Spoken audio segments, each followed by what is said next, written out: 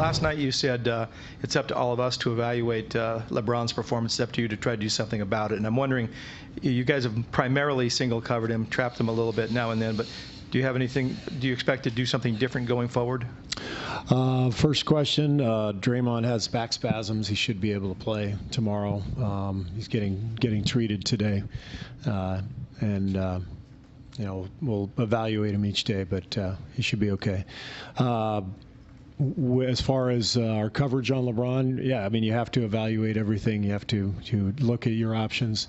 You have to think about, if you take something away, what you're giving up, that kind of stuff. But yeah, that's what today is about. We've lost 2 games in a row in the series, so we have to look at everything. And it may mean we change some things. It may not. Maybe it's something else we have to change. But that's what today is about: watching film and the staff getting together and moving forward. Ann? Steve, you were in the same situation against Memphis. How many similarities can you draw between this series and that series? And between games 3 and 4 in that series, you sat down and watched the film from start to finish. Are you going to do anything similar to that today? We might have if we didn't have all the obligations over here. So it's your fault, Ann. Honestly, it's so different in the finals. In the earlier rounds, you have the day to yourself. You get the liberty to decide how you're going to spend your day. So that day in Memphis, we didn't even go to the gym. We just went to a ballroom and watched the tape for 2 hours. Tougher to do that now because of all of our obligations here, coming over to the gym. We probably won't watch the whole game. We will watch significant parts of it, but the similarity is there. Physical team that slows it down, like Memphis did. Our frustration with our pace and tempo is there. So it's very similar, and it's very helpful that we've been through this process. Obviously, the personnel is different, the teams are different, but it's something we've been through, and that is a positive that we can draw on that experience. Front on your left. Tom Haberstroh, ESPN. You were just talking about the pace. You guys were the fastest team in the regular season, and it seems like they're dictating the pace. LeBron, a lot of ISOs, milking the clock. How do you change that? And did you expect that going in, and just you haven't been able to dictate the paces? Yeah, we expected that coming in because this is the way Cleveland has played throughout the playoffs. Their pace has been pretty slow, and their pace has actually been faster when LeBron's been out of the game in the playoffs overall. So he's controlling the tempo. He's doing a great job of it. And that's what we're looking at. How can we speed the game up? Is it by changing our defense? Is it by what we're doing offensively? In my mind, it's always a combination of things. It's never one thing.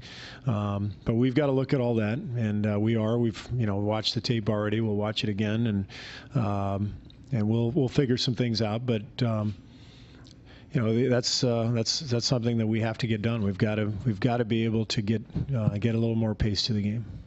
2 rows back on the left. Robert Littell, BSO. Steve, can you talk a little bit about the shooting struggles of Draymond and Harrison? Is it a confidence issue, and what do you think they need to do to kind of get out of that funk? Again, it's shots come and go.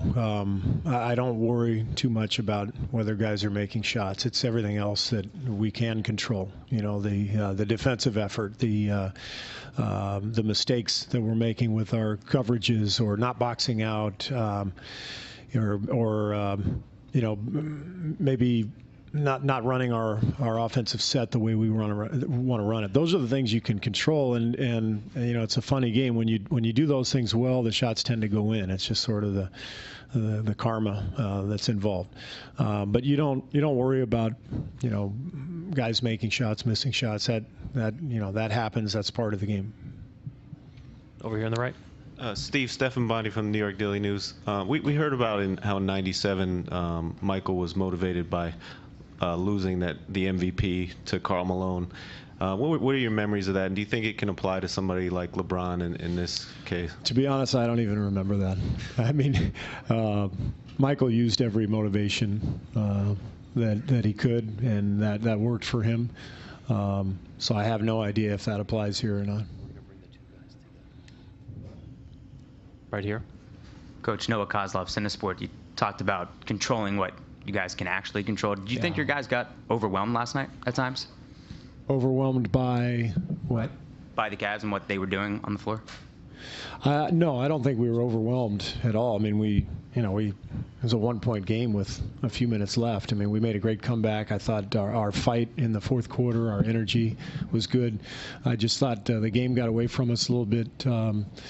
Couple of lapses defensively in the second quarter, and our third quarter was the killer, falling behind. But we weren't overwhelmed. We weren't at our best. Obviously, we weren't sharp. We found a group that really started to play and got us back in the game, but we didn't do that for a long enough period, and we've got to be more consistent. Standing on the left. Carl Stewart from the Bay Area News Group. Steve, Andrew Bogut has been one of your primary facilitators on offense, but it seems like Cleveland is playing him very aggressively and trying to force decisions out of him. Do you see any difference in the way Andrew has been able to handle that, and do you have to make an adjustment there?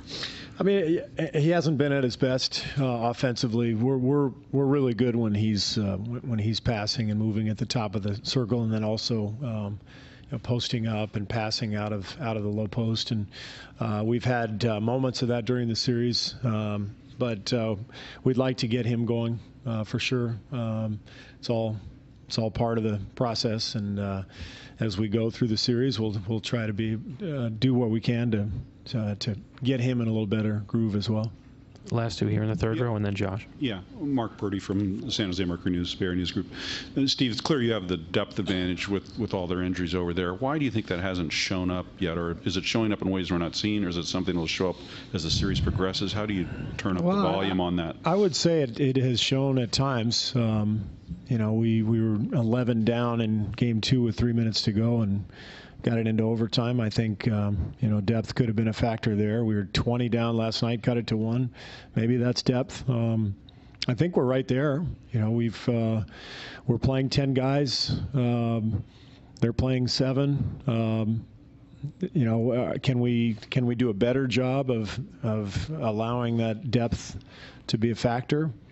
We'll see, but it's been our strength all year, and we've got to keep throwing bodies out there, and over the course of 7 games, I'm confident that will have an effect, and as I said, I think it already has. Josh, last one. Steve, Josh Weir from the Canton Repository.